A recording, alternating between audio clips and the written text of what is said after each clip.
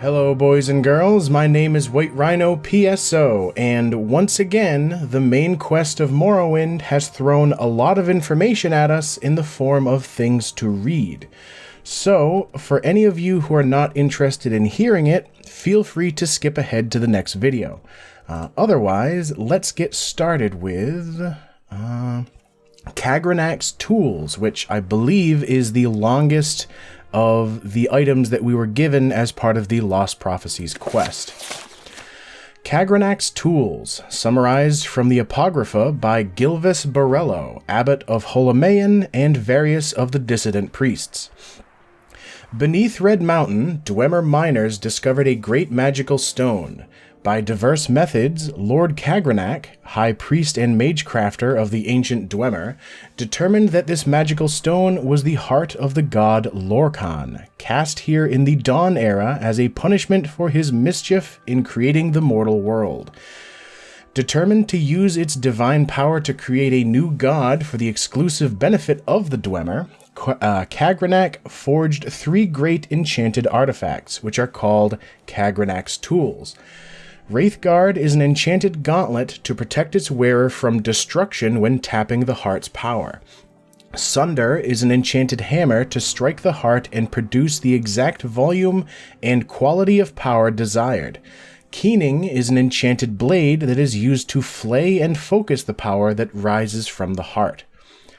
When Kagranak used these tools on the heart in the Battle of Red Mountain, no one knows what happened, but the Dwemer race disappeared entirely from the mortal world. Lord Nerevar and Lord Dagoth retrieved these tools and didn't know what to do with them. Nerevar asked Dagoth to guard the tools while he went to consult with his counselors, Vivek, Almalexia, and Sotha-Sil. He left and spoke with his 3 counselors, and they decided to return together to Red Mountain to decide what to do. But while Nerevar was gone, Dagoth was tempted and confused by the power of the tools. When Nerevar and his counselors arrived, he refused to give up the tools, claiming he had sworn to Nerevar to protect them. Then Dagoth fought with Nerevar and the counselors, and was mortally wounded and driven off, and the tools were recovered.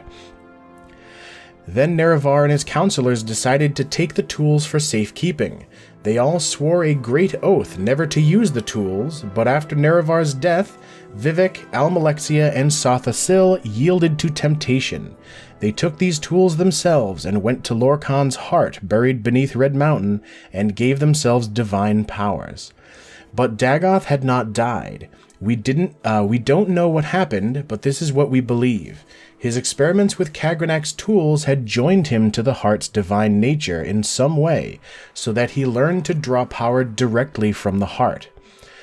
We conjecture that Dagoth driven by anger and greed, used the heart without caution and restraint, and, as a result, he has become terribly powerful and terribly mad. But the tribunal showed great care and restraint in their use of the tools, and so they were not driven mad, and they did many good things. Nonetheless, the tribunal, too, appear to have been corrupted by the heart's power, though more subtly. Kagranak's tools are cursed. Stealing power from the heart of a god is a terrible folly and fated to disaster. The tribunal is losing its battle to control the power of the heart. They are sustained by the same tainted power that drives Dagoth mad. They grow weak and cannot protect us from Dagoth. But even if they could, would we be wise to worship gods such as these? They conceal the truth from us out of shame. They persecute the Nerevarine and the dissident priests out of shame, when they should be welcoming them and enlisting their aid against Dagoth. The tribunal have done much good for Morrowind and the Dunmer, but they succumbed to the temptation of Kagranak's tools, and though these tools once may have seemed the instruments of salvation, now they must be seen as instruments of doom. So now we know how Almalexia, Vivek, and Sotha-Sil actually got their power. Next up, Nerevar, Moon and Star. Nerevar, Moon and Star. This is a selection from a series of monographs by various Imperial scholars on Ashlander legends. In ancient days, the Deep Elves and a great host of Outlanders from the west came to steal the land of the Dunmer. In that time, Nerevar was the great Khan and war leader of the House people, but he honored the ancient spirits and the tribal law and became as one of us. So, when Nerevar pledged upon his great ring of his ancestors, one clan under Moon and Star, to honor the ways of the spirits and rights of the land, all the tribes joined the House people to fight a great battle at Red Mountain. Though many Dunmer, tribesmen and housemen, died at Red Mountain, the Dwemer were defeated and their evil magics destroyed, and the Outlanders driven from the land. But after this great victory, the power-hungry Khans of the great houses slew Nerevar in secret, and, setting themselves up as gods, neglected Nerevar's promises to the tribes. But it is said that Nerevar will come again with his ring, and cast down the false gods, and by the power of his ring will make good his promises to the tribes, to honor the spirits and drive the outsiders from the land. So this suggests that Almalexia, Vivek, and Sothasil actually killed Nerevar when they were getting those tools as part of making themselves into gods. Saint Nerevar. Saint Nerevar, from a short temple pamphlet for Western readers. Ages ago, Nerevar was the greatest Dunmer general, first counselor and companion of Vivek, Almalexia, and Sothasil, who, with the powers of the great ring of the ancestors, one clan under Moon and Star, united the Dunmer houses to confront the evil Dwemer, the treacherous House Dagoth, and their western allies at Red Mountain. By providence, the faithless Dwemer were utterly destroyed and their allies defeated, but Nerevar, mortally wounded in combat with the traitor Dagoth was driven from Red Mountain. Nerevar died not long after of his wounds, but he lived to see the birth of the temple, and to bless the unity of the Dunmer into the safekeeping of Almzivi, the temple, and its communion of saints.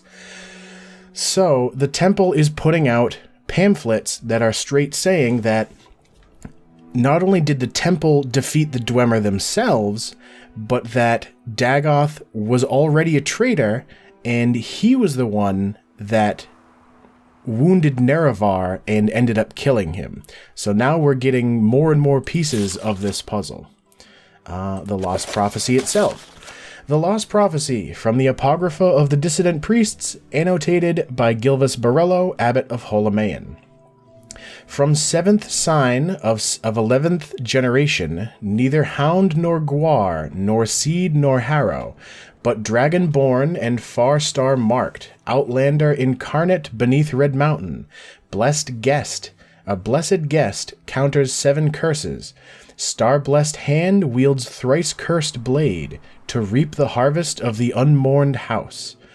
Notes, lines 1 to 3. Of ancient family, but not of the 4 great Ashlander clans, born under foreign stars and the sign of the dragon, the imperial sign. So I believe this is suggesting that this prophecy has to do with somebody who was not born of one of the Ashlanders. Lines 4 to 5. Outlander incarnate appears to be a formal epithet, stressing the linkage between the words. The Outlander incarnate is a blessed guest, one not born of the tribes, but accepted as a guest with rights of hearth and hospitality. Under Red Mountain, he will confront and balance against 7 curses. See the 7 curses prophecy. Also, Dagoth is served by his 7 kin, once great wizard lords called Ash Vampires by the Ashlanders. So we do have a copy of 7 curses to read as well. Line 6 to 7. Star Blessed suggests Azura, the Daedra lord and patron of magic, fate, and prophecy. Thrice Cursed Blade may refer to a weapon called Keening, associated in certain legends with the Battle of Red Mountain and Dwemer craft lord Kagranak. Reap the Harvest is a reference to the proverb, you harvest from the seeds you plant, which means you get what your labors deserve, in both a positive sense of reward and negative sense of punishment. The unmourned house could be either or both of the lost great houses of the Dunmer, House Dwemer, and House Dagoth. So this prophecy is suggesting that someone who is not born of the Ashlanders will be considered a guest by the Ashlander groups, and then potentially use keening to punish the Dwemer and Dagoth himself. The real Nerevar. The real Nerevar. This Telvanni retainer's informal history of Nerevar lists no sources. When the Dunmer followed Veloth into Morrowind, they were many warring clans, and with no war or leader. When the Dunmer followed Veloth into Morrowind, they were many warring clans with no law or leader in common. One Dunmer warlord, Nerevar, had the ambition to rule all the Dunmer. In that time, House Dwemer were great enchanters, so Nerevar went in secret to a Dwemer smith and asked for an enchanted ring that would help him. The ring gave its wearer great powers of persuasion. For safety, it was enchanted to instantly kill anyone who wore it except Nerevar. The ring was called Moon and Star, and it helped Nerevar unite the various clans into the First Council. Later, however, disputes over religion divided the council, with House Dwemer and House Dagoth on one side, and all the other houses on the other. Dwemer and Dagoth invited Orc and Nord clans as allies, and held northwest Morrowind, while Nerevar mustered the other houses and nomad tribes and marched to meet Dwemer-Dagoth Westerner forces. The armies met at Red Mountain, a Dwemer stronghold. The Dwemer were defeated with great slaughter, and terrible sorceries were used, resulting in the utter extermination of House Dwemer, House Dagoth, and their allies. Nerevar was killed in the battle and his ring lost, but Nerevar's alliance survives in Morrowind's ruling political institution, the Grand Council. So now we know exactly why the war started, because Dwemer and Dagoth had certain religious beliefs that apparently all of the rest of the Dunmer people did not. 7 visions. Yeah, so there's only 3 left. The 7 curses. The 7 curses, from the Apocrypha of the Dissident Priests, annotated by Gilvis Borello, Abbot of Holamayan. Through the doors of the unmourned house, where scoffers scoff and schemers scheme, from the halls of the oath-breaking house, ring 7 curses of gods blasphemed. First curse, curse of fire. Second curse, curse of ash. Third curse, curse of flesh. Fourth curse, curse of ghosts. Fifth curse, curse of seed. Sixth curse, curse of despair. Seventh curse, curse of dreams. Notes. Lines 1 to 3, ambiguous, may refer to the impiety of the god-mocking House Dwemer, or the treacherous diplomacy of the subtle House Dagoth, or both. House Dagoth, however, was reviled as oathbreakers for their treachery at Red Mountain. It may, however, refer to unspecified broken oaths of peace between Nerevar and Lord Dumac, founders of the Grand Council. Nerevar and Dumac were loyal friends until the disagreements between the Dwemer and other great houses broke out in open conflict. Dumac was the lord of House Dwemer. He was the leader of the dwarves. Line 4. The Dwemer were the mockers and profaners of the divine. The dwarves didn't really believe much in religious things. I think they were more into science or magic, the kind of things that they could understand. Lines 5 to 6. The curses of fire and ash would come from Red Mountain, where Dagoth rules. These were the earliest reported threats from Red Mountain. Curse 7. Curse of flesh suggests blight diseases, especially Corpus. The fire and ash storms preceded the threats of blight and Corpus. Lines 8 to 10, obscure, may refer to as yet unrecognized threats from Dagoth. Line 11, recent reports of soul sickness and disturbed dreams come from townsfolk and ashlanders alike. That the 7th and final curse has begun suggests the threat presented is about to reach a crisis. So, just like the good prophecies and how we've been working our way through them as the potential Nerevarine, the bad things have also been working their way through their own set of curse prophecies. Next up, the 7 visions. 7 visions of 7 trials of the incarnate. These are the words of the prophecy called 7 visions of 7 trials of the incarnate. I wrote them down as they spoke them to me. 7 trials. What he puts his hand to, that shall be done. What is left undone, that shall be done. First trial. On a certain day to uncertain parents, incarnate moon and star reborn. Second trial. Neither blight nor age can harm him. The curse of flesh before him flies. Third trial. In caverns dark, Azura's eyes sees, and makes to shine the moon and star. Fourth trial. A stranger's voice unites the houses. 3 halls call him Hortator. Fifth trial. A stranger's hand unites the Velothi. 4 tribes call him Nerevarine. Sixth trial. He honors blood of the tribe unmourned. He eats their sin and is reborn. Seventh trial. His mercy frees the cursed false gods, binds the broken, redeems the mad. One destiny. He speaks the law for Veloth's people. He speaks for their land and names them great. So these are the different trials that we have actually been working through. Certain day to uncertain parents, that is already potentially true. Well, I mean, it is true. We don't know who our parents were in the game, and we may be the incarnate. The blight and age and curse of flesh, which is corpus disease, those we've already made it through. I'm not sure on this one yet, but eventually I think we have to be listed, we have to be accepted as Hortator to the 3 great halls, and also accepted as Nerevarine of the Ashlander tribes. I'm not sure on that one, and then I think this has something to do with Dagoth-Ur and defeating him. And finally, the Stranger. The Stranger. These are the words of the prophecy called the Stranger. I wrote them down as she spoke them to me. When earth is sundered and skies choked black, and sleepers serve the 7 curses, to the hearth there comes a stranger, journeyed far 'neath moon and star.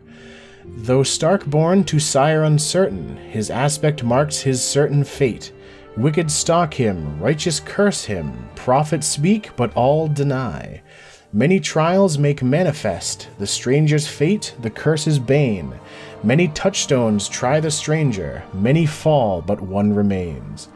Now, that last line, we actually haven't heard since the introduction to Morrowind itself, that opening cutscene. I believe this is also stuff talking about like another way of bringing up the trials of the previous prophecy. It's a little more vague though. Yeah, the sleepers serve the 7 curses, so there are those people that are the sleepers that are serving Dagoth-Ur. Skies choked black, there'd be all the ash storms. Many trials stand in our way. And the fact that there are several Nerevarines that have come and gone, but so far we are the only one that is left. But that would be the extent of the items that we were given as part of the Lost Prophecies quest that we've just been doing. And so now we have a lot more information to go on, and we can continue playing the game. So thank you for listening if you've made it this far, and as always, thank you for watching, and I will see you next time.